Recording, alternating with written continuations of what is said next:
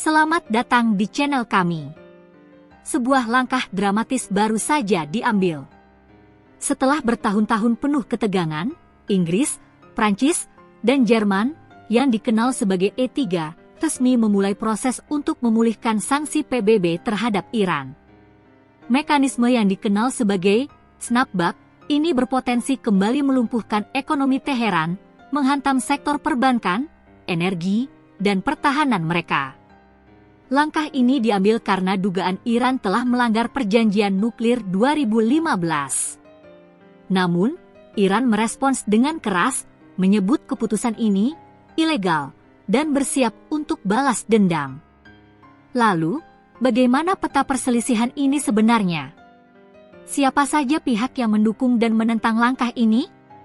Dan apa artinya bagi masa depan diplomasi dan perdamaian di kawasan Timur Tengah? Mari kita bedah lebih dalam. Pertama, mari kita pahami apa itu mekanisme snapback. Ini adalah fitur dalam Kesepakatan Nuklir 2015 atau Joint Comprehensive Plan of Action, JCPOA, yang memungkinkan negara peserta untuk secara sepihak memulihkan semua sanksi PBB terhadap Iran jika Iran melanggar perjanjian. Dan itulah yang baru saja dilakukan oleh E3. E3, dalam surat mereka ke Dewan Keamanan PBB, mengatakan langkah ini diambil karena dugaan pelanggaran Iran terhadap perjanjian.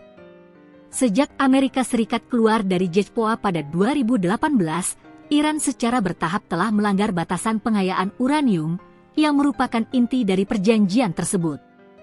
E3 menegaskan bahwa mereka berkomitmen menggunakan setiap alat diplomatik, termasuk snapback, untuk memastikan Iran tidak pernah mengembangkan senjata nuklir. Menteri Luar Negeri Prancis Jean-Noël Barrot menegaskan bahwa pintu diplomasi masih terbuka, sementara Menlu Jerman Johann Wadephul meminta Teheran untuk kembali bekerja sama dengan Badan Energi Atom Internasional atau IAEA, serta membuka perundingan dengan Amerika Serikat. Tentu saja, Iran merespons keras. Seorang pejabat senior Iran menyebut keputusan Eropa ini ilegal dan disesalkan.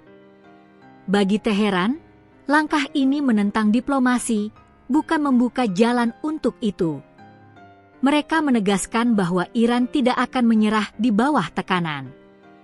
Pernyataan ini menunjukkan bahwa Iran, yang sudah terbiasa hidup di bawah sanksi, tidak akan begitu saja tunduk pada ancaman baru.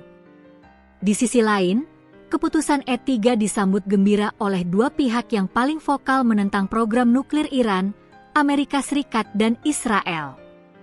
Menteri Luar Negeri Amerika Serikat, Marco Rubio, mengatakan Washington siap berdialog langsung dengan Iran demi mencari resolusi damai dan langgeng.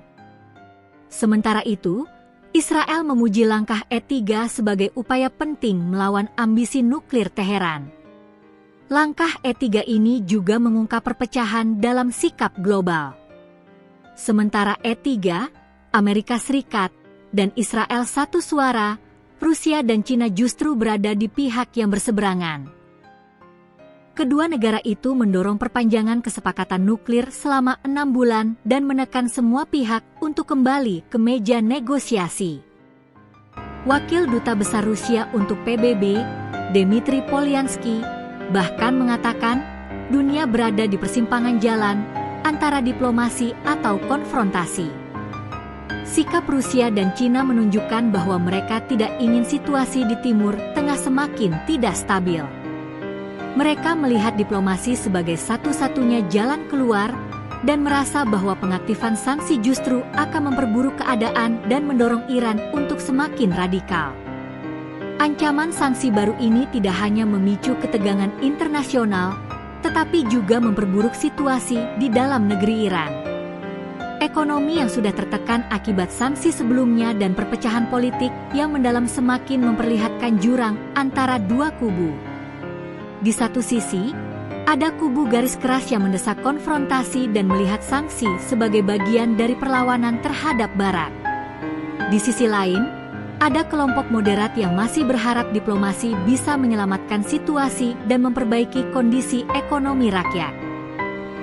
Ancaman snapback ini berpotensi memicu gelombang frustrasi baru di tengah masyarakat Iran yang harus menanggung beban dari ketidakpastian politik ini. Krisis nuklir Iran kembali memanas, dan kali ini, tensi diplomatik mencapai puncaknya. Mekanisme snapback adalah langkah yang berani, tetapi juga berisiko. Pertanyaannya, apakah ini akan memaksa Iran kembali ke meja perundingan, atau justru mendorong mereka untuk mengambil langkah yang lebih ekstrim? Apakah langkah E3 ini tepat? Ataukah pandangan Rusia dan Cina yang seharusnya didengarkan? Sampaikan pendapat kalian di kolom komentar di bawah.